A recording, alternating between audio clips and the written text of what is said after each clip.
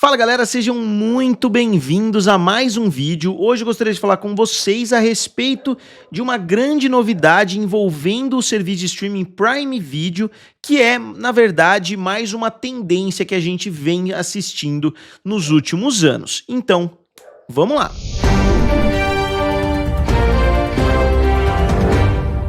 Então, pessoal, eu já falei algumas vezes aqui com vocês a respeito da situação envolvendo serviços de streaming, envolvendo o que está acontecendo nesse mundo dos streamings depois que a era da exclusividade acabou, né? Depois que os serviços de streaming pararam de tentar criar uma bolha onde somente conteúdos deles próprios entraria, né? Porque a gente viu isso acontecendo depois que o surgimento de outros serviços para tentar rivalizar com a Netflix aconteceu, né? O surgimento de serviços como Disney Plus, Paramount Plus, a Prime Video, na verdade, já existia, né? Ela é mais antiga um pouquinho do que essa tendência que a gente viu, né, de crescimento aí. A própria HBO Max, o Apple TV Plus e assim por diante. E a gente está vendo nos últimos anos que depois dos estúdios focarem muitos esforços em trazer conteúdo exclusivo, a gente viu principalmente na Warner, né, muito conteúdo original HBO Max chegando, muito conteúdo que inclusive já deixou a plataforma, já não existe em lugar nenhum, né, muitos conteúdos exclusivos sendo criados pro Disney Plus. Agora a gente está vendo uma época um pouco mais flexível, né, dos serviços de streaming trocando conteúdo praticamente. A gente tem hoje conteúdos da HBO dentro da Netflix, conteúdos da Disney, né, que muitas pessoas imaginavam que não voltariam para a Netflix tão cedo, presentes também na plataforma.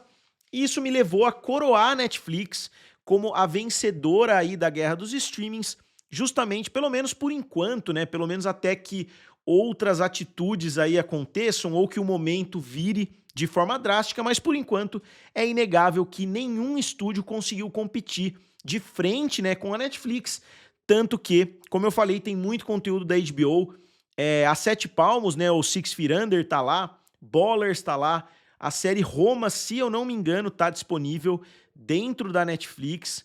Tem também Sex and the City, a série Insecure também tá lá. Sempre me esqueço o nome daquela série de vampiros lá, True Blood, tá lá também. A série Warrior, que eu não sei se é uma série HBO, mas com certeza é uma série original do Max, né, ou da HBO Max. Então a gente tá vendo muita coisa premium, né? Não é nem que são conteúdos ali, conteúdo que não interessa pra gente, a gente joga lá na Netflix, não.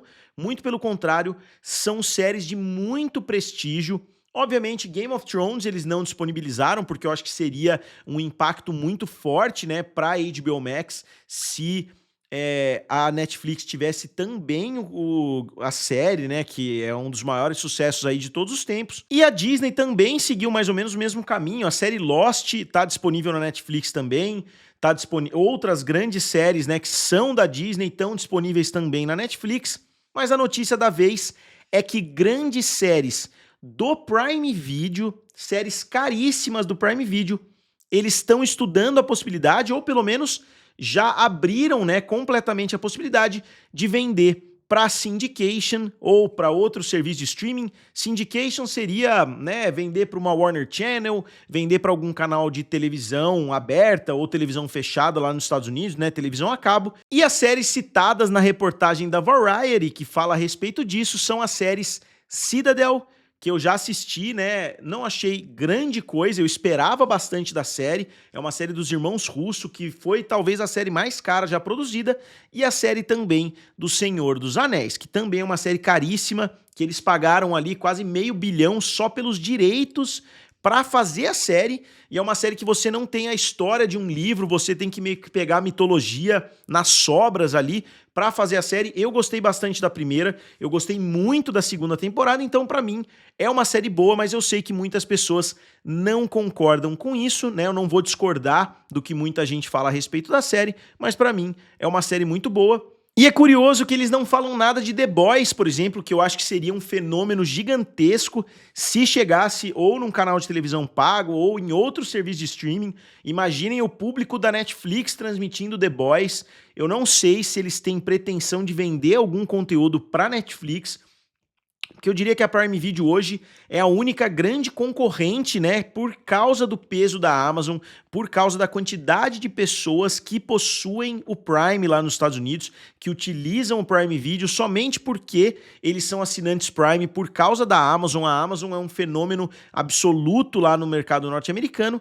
Então, eu não sei se existiria essa pretensão de enfraquecer, né, o catálogo do Prime vendendo conteúdos para Netflix, mas a HBO Max, o Disney Plus, né, outras plataformas gigantes estão fazendo isso também, né? Então, eu achei curioso só eles não terem citado a série The Boys, mas eles estão dizendo aqui, ó, eu fiz uma tradução aqui só para não ter que ficar traduzindo simultaneamente, então se tiver algum erro, mas eu peguei a reportagem da Variety, O Senhor dos Anéis, Os Anéis do Poder e Citadel, né, vão chegar em syndication pela primeira vez. É uma pretensão da Amazon, né, como eu falei para vocês. Falando da franquia Senhor dos Anéis, Oettinger. O Oettinger é o chefe aí da Amazon, da distribuição, né, da Amazon MGM. Ele falou o seguinte: queremos preços premium porque é um produto premium. A primeira temporada de The Rings of Power foi a maior estreia de séries da TV na história do Prime Video e a segunda temporada foi a temporada de retorno mais assistida de todos os tempos no Prime Video na época. Em última análise, depende do parceiro e onde eles planejam colocá-lo. Se alguém o quiser para quinta-feira às 8 horas da noite, um slot principal, espera o top dollar, que seria, né, a gente espera um preço alto se a sua pretensão para a série for alta. Né? Então faz sentido, né? É igual quando você vai ver decoração, se for para uma festa de aniversário é um preço, se for para um casamento é outro preço. Então tudo depende das pretensões de quem está comprando esses direitos de transmissão, né? Se for para jogar num serviço de streaming pequeno, talvez eles cobrem pouco. Se for para colocar no horário nobre, eles vão cobrar um valor muito mais alto. Isso vale para esportes, isso vale para qualquer tipo de negociação. Se você não tiver uma plataforma tão grande, você vai pagar um valor um pouco menor. Né? Isso vale também para as televisões por assinatura. Né? Se você tem milhões e milhões de assinantes, você vai pagar um valor um pouco maior, né, para ter determinado canal, para ter determinado produto. Se você tiver poucos assinantes, for uma televisão a cabo ali que está tentando crescer, com certeza o valor não vai ser o mesmo. Isso foi tema de muito debate lá quando a Disney estava em briga com a Charter e assim por diante lá nos Estados Unidos. E aqui ele fala a respeito de um teste que eles já fizeram, né, ó. Trouxemos títulos de bibliotecas premium para o mercado para testar o seu desempenho no Prime Video, enquanto eles também foram ao ar em plataformas de terceiros. Um dos objetivos era ver se eles poderiam se beneficiar de um impulso no estilo Netflix ou se eles acabariam canibalizando nossa própria audiência. O efeito que vimos foi neutro a positivo para a Prime Video. Então, se o lançamento acontece simultaneamente em algum canal e na Prime Video, normalmente o efeito é neutro, ou seja, os estudos mostraram que não afeta o resultado ou que o resultado é positivo. Esse efeito a gente já viu muitas vezes, eles mesmos chamam aqui de efeito Netflix, porque séries como Breaking Bad, né, muitas outras séries, Suits, por exemplo, Suits não foi lançado simultaneamente, né, não teve aquela explosão de popularidade simultaneamente, mas, né, séries como The Office, muitas séries já foram beneficiadas por essa transmissão simultânea. Então, mesmo que a série seja transmitida na Netflix, ela beneficia muito o canal de origem ali, né? Traz muita visibilidade pro programa. E agora, se eles forem lançar alguma coisa nova, vamos supor que eles lancem The Boys na Netflix, por exemplo, vai bombar pra caramba, só que aí para assistir a nova temporada, você tem que assistir Prime Video, então você acaba levando o público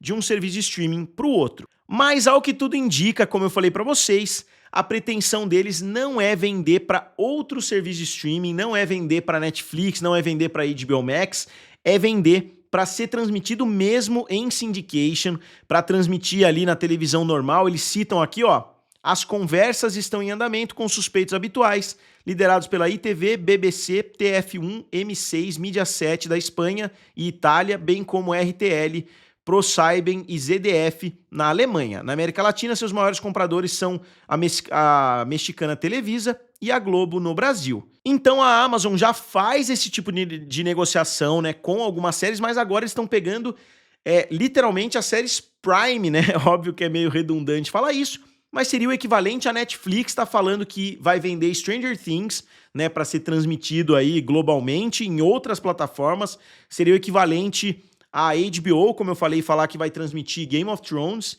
em outras plataformas e assim por diante, né? Então, a única empresa que parece que ainda é bem fechada é o Apple TV Plus. Eu posso estar enganado, pode ser que eles transmitam séries em algum lugar, mas ainda parece ser um ambiente bem fechado, assim como toda a Apple sempre trabalhou, né? Sempre foi uma bolha ali da Apple. Então eles estão seguindo esse mesmo raciocínio. Agora eles já flexibilizaram um pouco, pelo menos o Apple TV Plus você consegue em aparelhos Android, seja através do canal ali da Prime Video e assim por diante. Eles já deram uma flexibilizada nisso.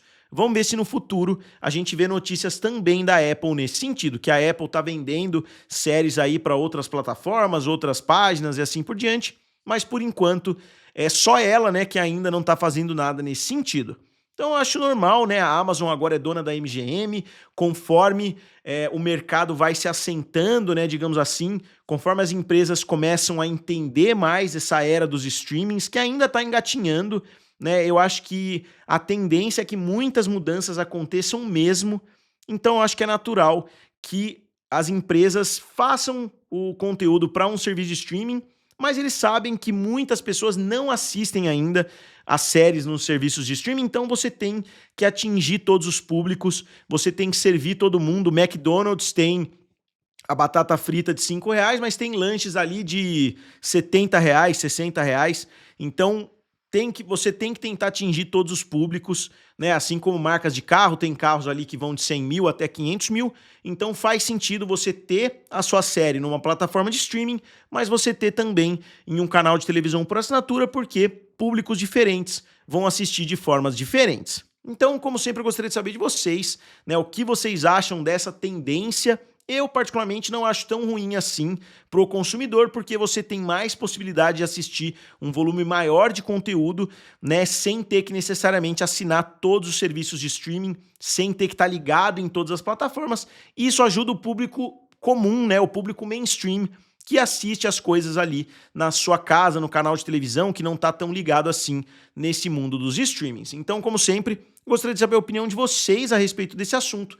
Digam aqui nos comentários, curtam o vídeo e se inscrevam no canal. Valeu? E nos vemos em breve.